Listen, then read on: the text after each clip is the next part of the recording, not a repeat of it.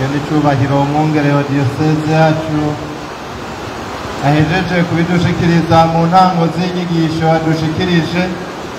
Uyu ni wa mwanya w'umuhezagiro w'aya mavuta mubona, amavuta y'abagwaye, amavuta y'abakatekumeni n'amavuta ya Krisma. Arahera umuhezagiro w'aya mavuta y'abagwaye, aheza agakomeza akanonora ku mubiri no ku mutima abagwaye, abashaje, abagendana ubumuga baronse uwo muhezagiro uciye kuri ayo mavuta meranda. Tora n'umukama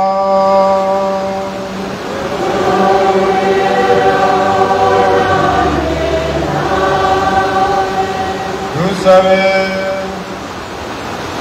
Turakuzamye mukama, shungururira mutima mweranda umuhoza muri aya mavuta uvana mu biti bya oliva, adukiriza imitima n'imibiri. Muhezagiro wawe mweranda nuyagire umuti w'urukiza ku bazoyasigwa bose, umuti ukingira umutima n'umubiri, ugakiza umusonga wose, indwara zose, ububabare bwose bw'umutima n'umubiri. Nanone amavuta niyo wasize abasaserdoti bawe, abami, abahanuzi n'abamaratiri. Uhejeje kuyaduhezagira naho mukama zoyasigwe atunyengeteye tunonoke. Tubigusabishije Yesu Kristo mukama wacu.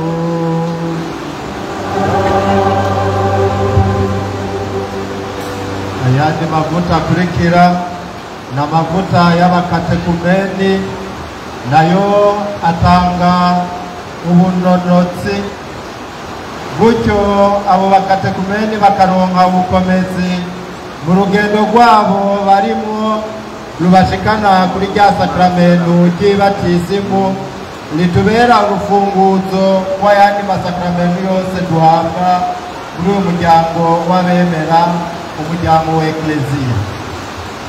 Ora n'umukama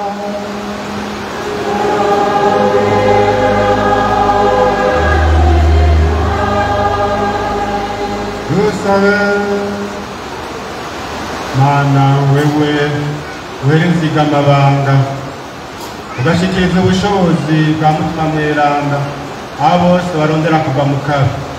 Turakuzamje ushungure umuhezagiro wawe kuri aya mavuta, abazosukwako amazi batisimu abagira indanga, ntihabagira agatosi k'umwansi mubi muri bo kazimangane basizwa amavuta meranda.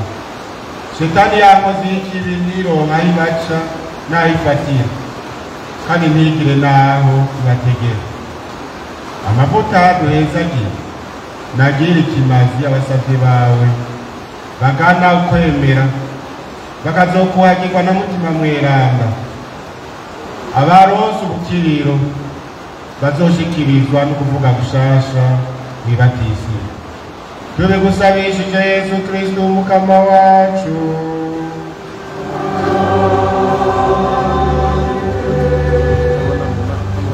Ayandi mavuta ari nayo yarasigaye ni amavuta ya Krisma. Bavyumvise ko ariyo hasigwa ababatizwa, abaronka isakramento ry'ibatisimu n'abaronka isakramento ry'ikonfirmasiyo, ni nayo basiga abaronka isakramento ry'ubupatiri, ni nayo kandi asigwa abatigwa mw'ibanga ry'ubwepiskopi. Abasaserdoti, abapatiri bagaheza bakabasiga mu biganza, abepiskopi nabo bakabasiga ku mutwe. Kubw'ububasha budasanzwe murabona ko umwepiskopi ariko aravanga ayo mavuta n'ibimoga neza, maze abandanye akomeza mu nzira y'ubweranda no mu butumwa abasigwa ayo mavuta baheza bagatorerwa. Tubandanye tuvyihweza ariko kandi tuzirikana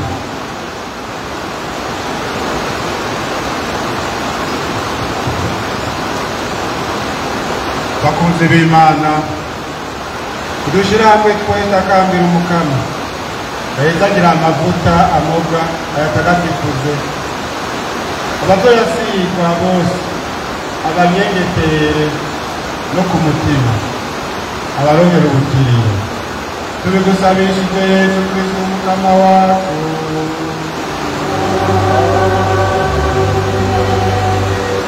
Horane umukama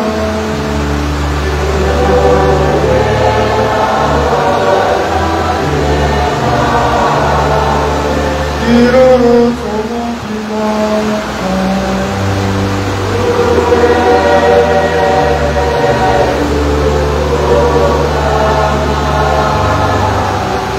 Shimero umukama Imana yacu.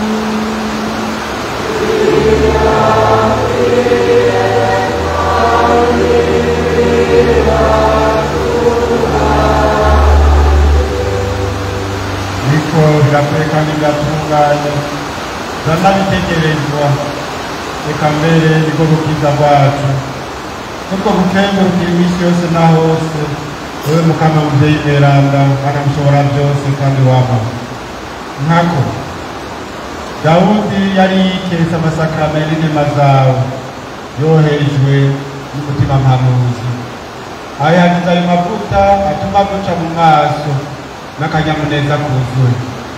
Na kera ayisekenya yari yamize isi, abantu bishe ibicumuro byabo.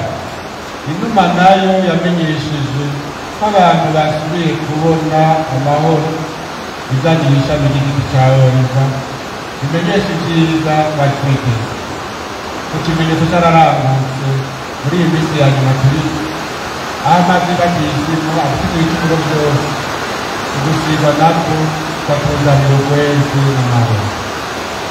Hanyuma nawe wategetse umusazi wawe Musa batyorore Aroni mwene wabo mu mazi, amushyikiriza n'inkayi y'umusaseredoti no kumusiga ayo mavuta. Yamara iteka ry'agakura ayo mavuta yaritewe aho umwana wawe Yesu Kristo umukama wacu yategeka Yohani Batista kumubatiza amazi ya Yorodani. Niwe warungitse umutima mweranda mu gishiro c'inuma, kumvikana ijwi wemeza ko Yesu ari umwana wawe bwite ukunda cyane. Nta gukeka, aho wamwerekanye nk'umuhanuzi Dawudi yahora ashemeza, uwatowe mu bandi agasigwa amavuta y'ukuri. Turakuzamuye rero mukama dawe mweranda, Mana mushobora byose kandi wamara, kubwa Yesu Kristo umukama wacu, hezagira wongere utagatifuze aya mavuta wiremeye no kwisigwa rutura ry'umwana wawe Kristo, ariryo zina amavuta mweranda ya Kristo mwayafatiye. Byagize ububasha bwa mutima mweranda muri aya mavuta, washikirije ko intahe y'abasaseredoti, abahanuzi, abami n'abamaratiri. Aya mavuta ya Kristo arabera abazoronka ubuzima bw'abakristo, y'amazi ya mutima, y'amazi na mutima, amavuta y'ubukiriro bigiza mu buzima bw'ama banyurwe n'ubinahaza bw'ijuru. Dore gusabishe Yesu Kristo umwana wawe n'umukama wacu, we Mana mutangira ubuzima n'ingano no kukamweranda ubu no mu myaka yose.